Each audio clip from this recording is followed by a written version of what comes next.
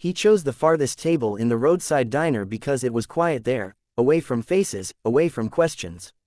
The steam from the food fogged his glasses as he stared down at the plate, convincing himself this meal was just fuel, nothing more. He had learned to eat alone, to live alone, to carry his days like a heavy coat no one else could wear. Just as he lifted his spoon, a soft voice broke through the clatter of dishes and the noise of the world. "Excuse me," the woman said gently. "My son is hungry. May we stay here for a while?" In that moment, without knowing it, his life began to change. The man's name was Daniel. Once, long ago, he had loved crowded tables, laughter, and shared meals. Once, there had always been someone across from him, someone reaching for the salt, someone telling a story. But life had a way of thinning those tables. His wife had died 3 winters ago after a sudden illness, and the house that once smelled of warm bread and coffee now echoed with silence. Since then, Daniel avoided connections. Eating alone felt safer. Loneliness, at least, didn't leave unexpectedly. The woman stood beside him, holding the hand of a boy no older than 7. The child's eyes were wide, his clothes clean but worn, his shoes slightly too small. Daniel hesitated. A part of him wanted to nod politely and retreat into his solitude. But another part, the one that still remembered warmth, noticed how the boy kept glancing at the plate, how the mother's voice trembled just a little beneath her calm. Daniel pulled the chair back with a quiet scrape. "Please," he said, "sit." They thanked him and sat down. The boy's name was Adam, and his mother introduced herself as Sarah.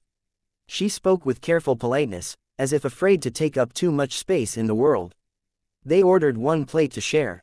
Daniel tried not to watch as the mother quietly pushed more food toward her son, pretending she wasn't hungry. He remembered doing the same thing once, years ago, when money was tight and love was stronger than pride. At first, the conversation was light.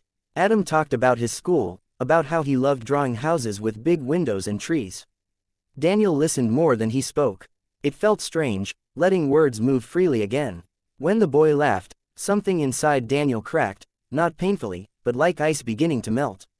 He found himself smiling without effort. As the meal went on, the truth emerged in fragments.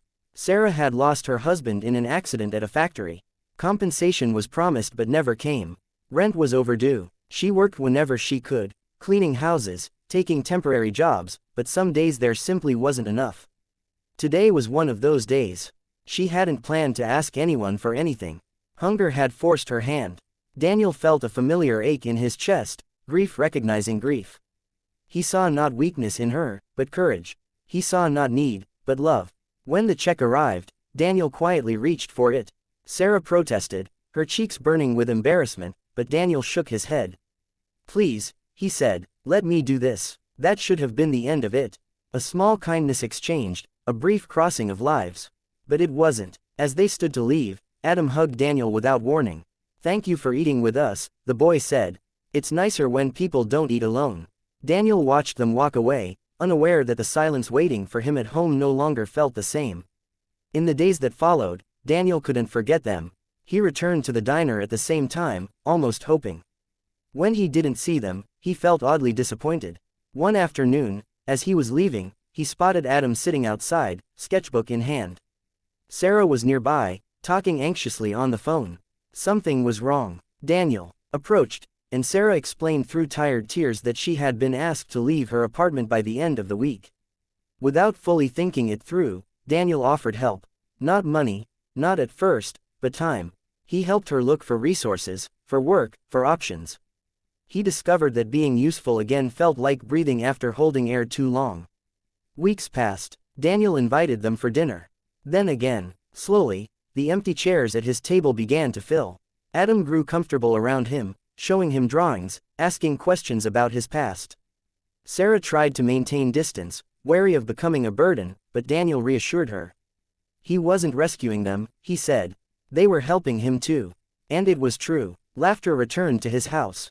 The walls warmed. The silence softened. There were setbacks. Jobs fell through. Bills piled up. Pride flared and was swallowed again. But they faced it together. Daniel helped Sarah enroll in a training program. She worked hard, studied late into the night. Adam learned resilience by watching his mother refuse to give up. Daniel learned something even deeper. That love doesn't disappear when someone dies, it changes shape and finds new ways to live. One evening, months later, they sat around the same table where Daniel once ate alone. The meal was simple, but the room was full. Adam talked excitedly about school. Sarah smiled with quiet confidence, a job contract folded neatly in her bag. Daniel raised his glass, his voice steady but emotional. To shared tables, he said, and to the courage to ask, and the grace to say yes. He thought of that first moment, that soft voice asking for space. He realized that loneliness isn't always about being alone, sometimes it's about believing you must be. All it takes to change a life, he now knew, was a single question, spoken with hope, and a single answer, given with an open heart. And so, the man who thought he would always eat alone learned a truth worth carrying. When we share what little we have, a chair, a meal, a moment, we make room not just for others, but for ourselves to heal. Sometimes, the smallest acts of kindness, offering a seat, sharing a meal, listening with an open heart, have the power to heal deep loneliness and change lives forever. When we choose compassion over comfort and connection over isolation, we discover that helping others often becomes the way we save ourselves too.